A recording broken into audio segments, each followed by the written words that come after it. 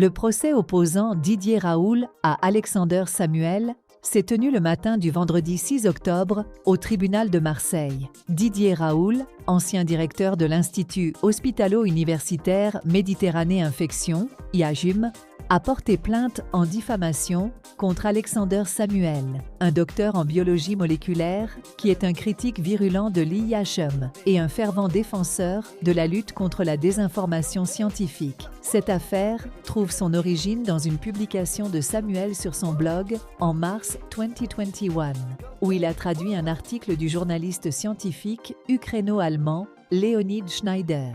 Cet article qualifiait Didier Raoult de gourou et de druide de la chloroquine, tout en accusant M. Raoult de manipuler des données dans des études, de mener des essais cliniques apparemment illégaux et de se livrer à une fraude financière en CE qui concerne la facturation des hospitalisations de jour de l'IAGUM. Il est à noter que Leonid Schneider, bien que visé par la même plainte, n'a pas été inculpé dans cette affaire. Alexander Samuel a précisé que certaines parties de son introduction étaient en réalité tirées d'un article de Libération, dont Leonid Schneider s'était inspiré.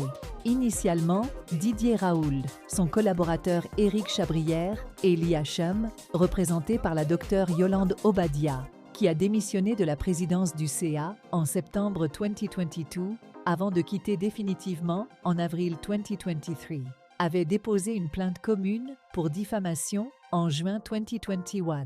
Cependant, Éric Chabrière a été exclu de la procédure parce qu'il n'avait pas versé la consignation, une somme obligatoire dans les procès en diffamation. La première audience, qui avait été programmée pour le 21 février 2023, a été reportée à ce vendredi 6 octobre.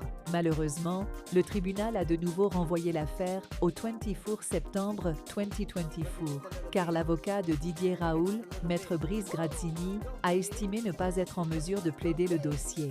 Alexander Samuel a exprimé sa déception, affirmant que lui et son avocat, Maître Mokhtar Abdenouri, étaient prêts pour le procès.